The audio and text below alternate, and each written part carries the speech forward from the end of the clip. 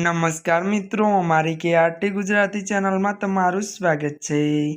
मित्रों, अत्यार हालनी सौथी मोटी अने दुखद खबर सामे आवी रही है। जी हाँ मित्रों, मोडी रात्रे थयुं दुखद निधन। त्यारे मित्रों बात करवामां आवे तो गुजरातनी जाणीता त्यारे कवि अनिल जोशीनुं निधन थयुं छे। त्यारे मित्रों विगतवार बात करीए तो गुजराती भाषाना जाणीता कवि अने निबंधकार अनिल रामदास जोशीनुं आज त्यारे 84 वर्षनी वये निधन थयुं छे। मळती विगतो अनुसार बात करीए तो अनिल जोशीए गुजराती साहित्य समुद्र कर्युं छे।